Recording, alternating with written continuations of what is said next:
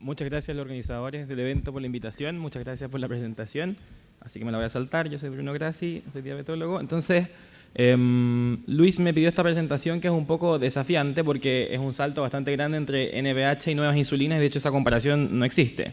Así que vamos a hacer como un recorrido hasta llegar a nuevas insulinas. Les quiero contar este caso clínico. Esta es una mujer de 70 años con diabetes de más de 20 años de evolución que tiene un mal control metabólico, tiene glicosilada 8,4, tiene secuelas crónicas de su diabetes y está con glargina.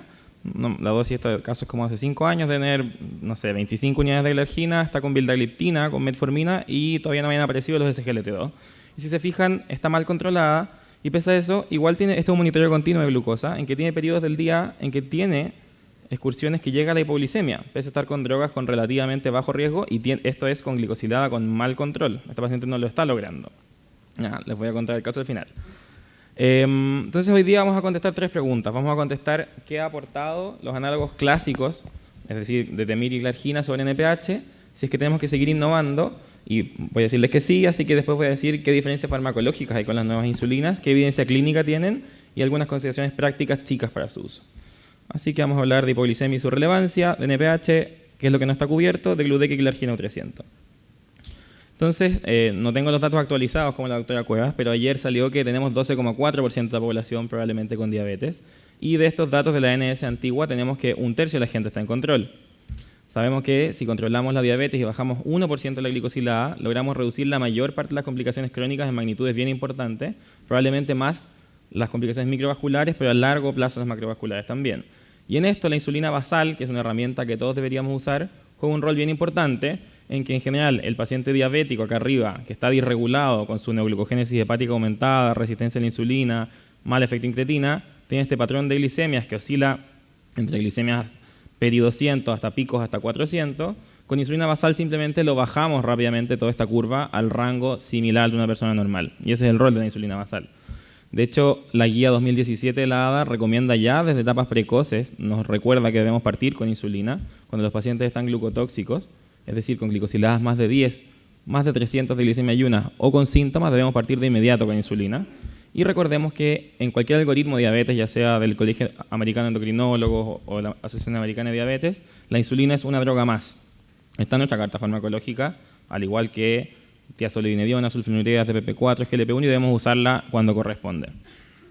De nuestras insulinas clásicas, que esto sí tenemos comparación, tenemos la clásica NPH con duración de 18 horas, un pico importante a las 8 horas que causa bastante hipoglicemia, y de Temir y glargina, que serían los análogos de la década pasada, que ya lograron reducir hipoglicemia con estas curvas semiplanas. Ya el 2003 se comparó glargina con NPH cuando se lanza glargina, casi 800 pacientes con mal control metabólico, randomizados a 24 semanas de NPH o glargina bedtime en esas dosis totales, y desde ya se mostró no inferioridad. Es decir, un análogo de insulina era capaz de bajar la glicemia o la glicosilada igual de bien que lo que ya teníamos, ese no es el problema, pero glargina logra en forma significativa reducir mucho más la hipoglicemia. Siguen existiendo hipoglicemias, pero se reducen cerca de un 40% de las hipoglicemias que presenta la gente. Sin embargo, siguen existiendo. Y esta es la única comparación con análogos de glargina que hay, porque en el mundo se dejó de investigar con NPH. Ya no hay investigación que compare cosas nuevas con NPH. Como 5 años después, ya no se compara con NPH, como les digo, se compara de Temir con glargina, estudios en similares condiciones, similares dosis, un poco más alta la dosis de Temir, y se logran similares resultados. No inferioridad en glicemia de ayuna, misma bajada de glicemia de ayuna, misma bajada de glicosilada y iguales hipoglicemias. ¿Ya? Y desde ahí queda zanjado más o menos 2008, que glargina y de Temir, ambas son similares entre ellas y dan menos hipoglucemias que NPH. ¿Ya? Sin embargo, las hipoglicemias siguen existiendo, ¿no? Y esto no es irrelevante. Existen ciertos datos que no están cubiertos por las insulinas actuales de todas maneras. Los pacientes, este es un estudio de pacientes que les pregunta por qué no les gusta inyectarse insulina. En general, están muy ocupados, están viajando, les molesta inyectarse en público, lo cual habla un poco de flexibilidad horaria, que me la tenga que inyectar a las 7 de la mañana y justo ese día tuve turno y tuve que llegar al turno, a la gente le molesta inyectársela. Les molesta tomarse la misma hora todos los días. Demasiadas inyecciones, pensando en los análogos que usan 2 veces al día, y el régimen es muy complicado. Pero esto no es solamente un tema de comodidad, sino que estas hipoglicemias que aún permanecen Está demostrado ya que causan daño, no se sabe exactamente el mecanismo, se piensa que las fluctuaciones glicémicas causan daño endotelial y activan la cascada de coagulación, pero se sabe que existe un hazard ratio de aproximadamente 2.3 para presentar enfermedad cardiovascular si yo agarro todos los pacientes tratados con insulina y los metanalizo para ver qué pasa con hipoglicemia, ¿ya? Y cuando hago un estudio más específico de pacientes tratados con mortalidad, este es un estudio que evalúa en cerca de 1000 pacientes la presencia de hipoglicemia severas, es decir, con compromiso de conciencia o requerimiento de ayuda y mortalidad. Si se fijan, una hipoglicemia severa tiene un odds ratio de 3,4 de morir a los próximos 5 años. Por lo tanto, no es menor tener hipoglicemia. Además, a los pacientes no les gusta tener hipoglicemia y está muy estudiado en por lo menos 20 estudios que a medida que aumenta mi frecuencia de hipoglicemias, aumenta el distrés asociado a mi diabetes y baja el bienestar psicológico. No solo eso, los pacientes además modifican sus dosis en general. Esto les debe haber tocado en sus historias que los pacientes, sobre todo los diabéticos tipo 1, se bajan la insulina cuando tienen mucha hipoglicemia o se la ajustan solos y eso deteriora su control. Y realmente lo peor es que nosotros mismos nos limitamos un poco en la agresividad de nuestra terapia, como esta señora que está con glicosilada 8,4 haciendo más secuelas. Y esta es una encuesta bien interesante a médicos, tanto especialistas como médicos de atención primaria, que cerca de 3/4 dicen que tratarían más agresivo a sus pacientes si no tuvieran hipoglucemia. ¿Y esto es relevante? Claro que es relevante. Este es un estudio de Inglaterra que muestra cuál es el retraso en iniciar insulina basada en los pacientes a esos niveles de glicosilada. Es decir, glicosilada de 8,7, 9,1 y 9,7, pacientes con 1, 2 o 3 drogas hipoglicemiantes, hay un retraso entre 6 y 7 años en partirles insulina basal, en glicosiladas de casi 9. ¿No? ¿Por qué? Porque nos da susto que hagan hipoglicemia y también hay una intervención educativa detrás de eso. Para ahondar más en mi punto de que, en la pregunta que me pidió el Lucho de si tenemos que seguir usando NPH, muchas veces nos escudamos en estos pacientes adultos mayores de la glicosilada. Relajemos mi control metabólico, subamos a glicosilada de 8, 9 y así me quedo tranquilo con las hipoglucemias. Este es un estudio de la doctora Munshi, que es geriatra y endocrinólogo, que randomizó a adultos mayores, más de 20 años de diabetes, como nuestro paciente del caso, con glicosiladas más o menos de esa magnitud, que estaban con terapia en multidosis inyectable, es decir, insulinas premezcladas o múltiples dosis, y les hizo un monitoreo continuo de glucosa con sensor. Y lo terrible de este trabajo es que tanto glicosilada de 7, 7 a 8, 8 a 9 y más de 9 tienen la misma frecuencia de hipoglicemias, ¿no? Y la única intervención que logra bajarle las hipoglicemias es cuando ella hace la intervención de su trabajo, que es pasarles a un esquema simplificado con bajo riesgo de hipoglucemia. Es decir, cambiarse a análogos lentos, sacarlas rápidas y cambiarlas por drogas, ¿no? Pero si yo estoy con una glicosilada de 9 con un paciente que recibe múltiples inyecciones o terapias con alto riesgo de hipoglicemia, créanme que las hipoglicemias las hace igual. Es decir, ningún valor de glicosilada me protege de esto. Por lo tanto, si uno fuera a ver por qué tenemos que seguir innovando en insulina, la insulina basal es una herramienta clave para el manejo de la diabetes. Los análogos han mejorado el tratamiento, pero aún persisten hipoglicemias y hay algunos problemas en posología. La hipoglucemia es una barrera al tratamiento, perdón por esa H, es una flechita para arriba, aumenta la mortalidad y nos bloquea en la toma de decisiones. Y contrario a lo tradicional, lamentablemente, que la ADA misma nos dice que relajemos nuestras metas, no hay una glicosilada segura que me prevenga hipoglicemias. Es mejor usar terapias con bajo riesgo de hipoglicemia. Y ahí nacen estas nuevas insulinas, ¿ya? Voy a hablar brevemente de las dos. Degludec es una cadena de insulina que está modificada con un ácido graso largo que le permite formar multihexámeros en el tejido subcutáneo que se disocian lentamente y da efectivamente estas curvas de acción ultraplanas que duran más de 24 horas. Están estudiando el programa BEGIN, aquí se los tengo muy resumidos. Hay estudios en basal bolo, basal más hipoglicemiantes o pacientes vírgenes de insulina. Si se fijan, son pacientes bastante parecidos a lo que vemos en nuestra práctica clínica que indicamos insulina de sexta década de la vida, IMC entre sobrepeso y obesidad, diabetes de más o menos larga data, mal control, con buenas dosis de insulina, los que tienen insulina.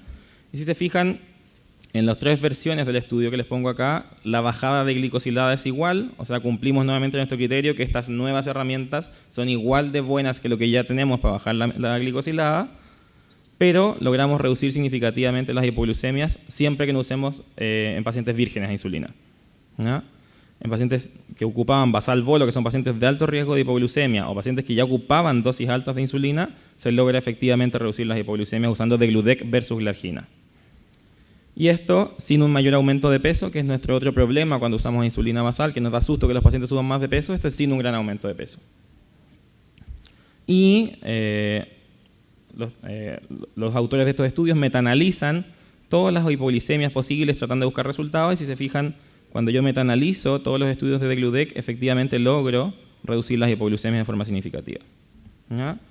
Por lo tanto, degludec es un depósito que forma filamentos en el tejido subcutáneo, se libera en forma ultralenta, se inyecta una vez al día, que esto no lo traté un poco acá, es bien importante para diabéticos tipo 1, que dan mucha flexibilidad horaria, usar insulinas ultralentas, se pueden poner a cualquier hora. En diabéticos tipo 2 no es inferior a la glargina en control metabólico, que es lo primero que queremos que la insulina ya no dé hipoglicemias, pero que nos baje la glicemia, y reduce la hipoglicemia total y nocturna.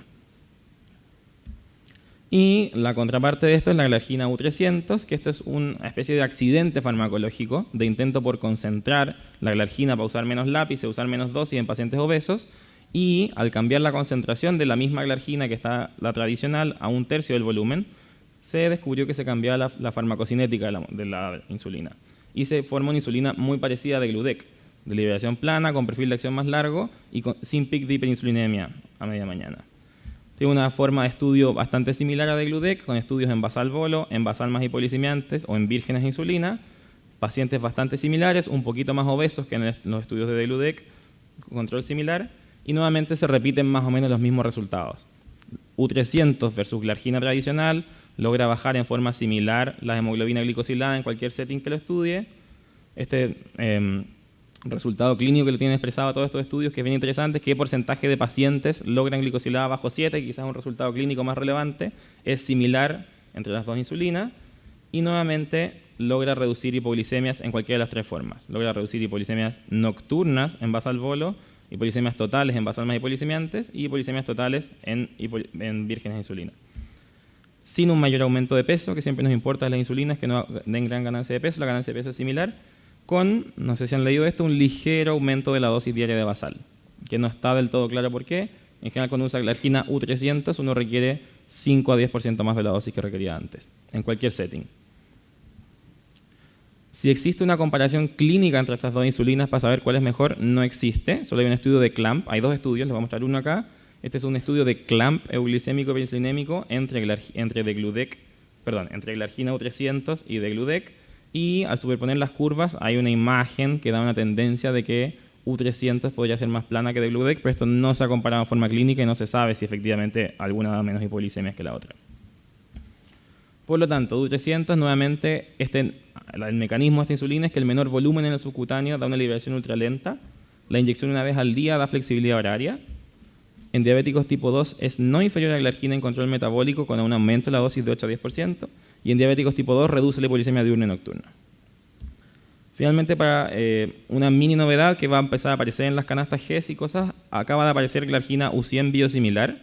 Este es un biosimilar de la glargina tradicional que lanzó el laboratorio Lilly, que efectivamente cumple los criterios de biosimilaridad, es decir, tiene una farmacocinética similar, una farmacodinámica similar, una inmunogenicidad que se ve mayor, pero es no estadísticamente significativa, y tiene un control metabólico similar, expresado como reducción de glicosilada, expresado como perfil de glicemias de 8 puntos en el día, y expresado como reducción a largo plazo de glicosilada. Es decir, la nueva glargina biosimilar se puede ocupar como un símil de glargina tradicional y está disponible en Chile ya.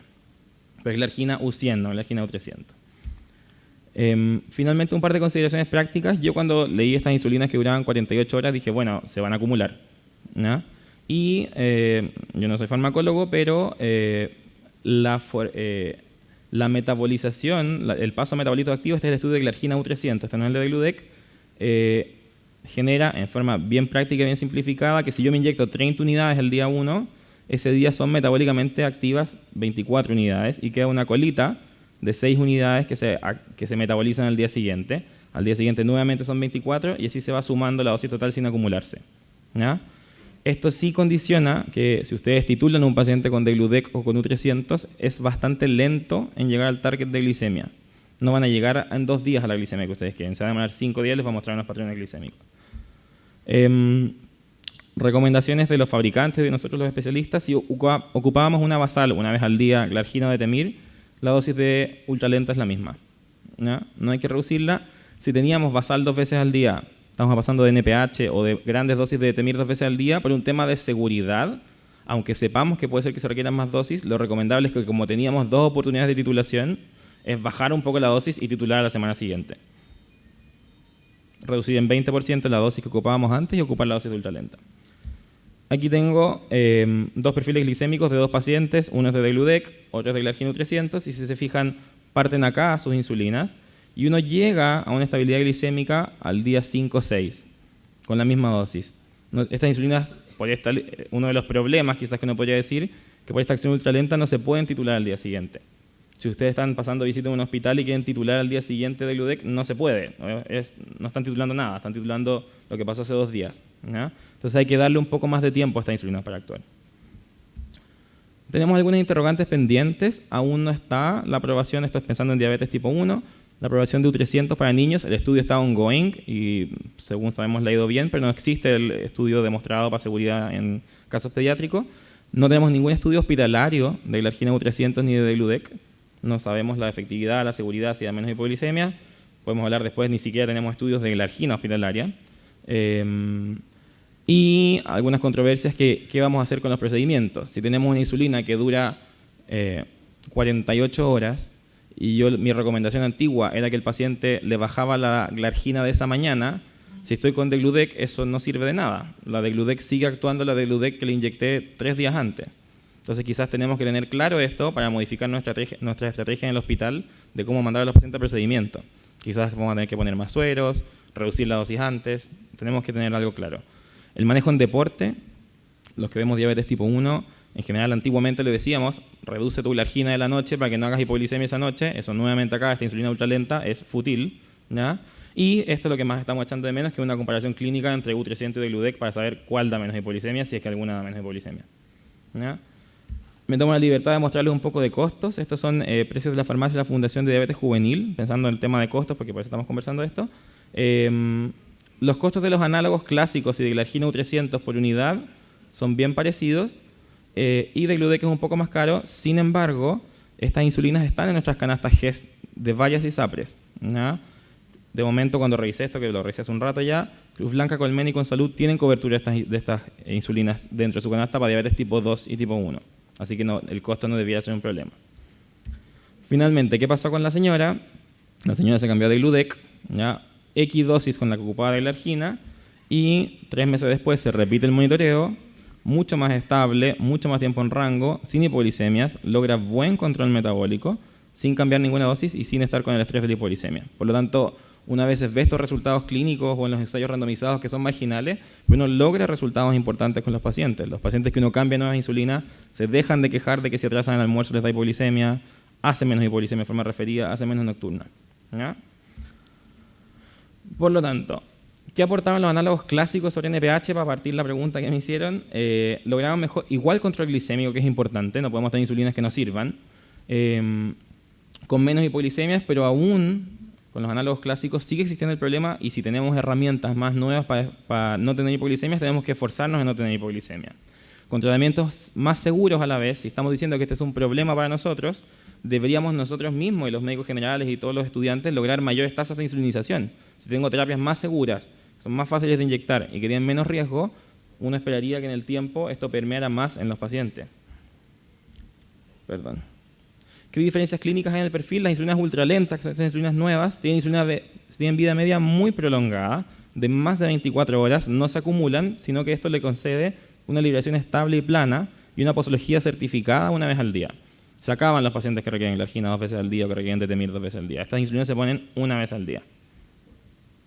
¿Qué evidencia clínica hay? Este es lo más importante. Nuevamente, las insulinas nuevas, al igual que lo que ya mostró glargina versus NPH, no hay inferioridad en glicosilada, es decir, el control metabólico es igual de bueno, pero baja en forma significativa el número de eventos de hipoglucemia, ¿no? Y está cubierto por algunas canastas GES. Y esto es mayor en usuarios de altas dosis y pacientes de alto riesgo. En general, los pacientes, esto les digo, pacientes que son vírgenes de insulina, cuesta demostrar este fenómeno, versus un paciente que ocupe 80 unidades de insulina, ahí se va a notar mucho el cambio ultralenta. U300, recuerden que requiere un pequeño aumento de dosis, que la literatura dice 5 o 10%, y diría que es más cercano al 5%. Consideraciones prácticas, tenemos los lápices son precisos y amigables, hay que hacer un ajuste de dosis al traslape de insulina si es que yo ocupaba insulina 2 veces al día, y tenemos que tener precauciones en esta actividad. En la actividad hospitalaria tenemos que tener decidido de antes qué hacer con los pacientes que están con degludec y U300, y en la actividad deportiva. Por lo tanto, volviendo a mi pregunta previa, si deberíamos seguir usando NPH. Mi pensamiento es que en vista que tenemos igual control metabólico, tenemos mejores dispositivos, que no hablé de eso, pero los lápices dan menos errores, dan menos hipoglicemia, hay menos hipoglicemias por usar los fármacos, no debiéramos seguir usando NPH en la medida en que los costos y las coberturas de salud lo permitan. Muchas gracias.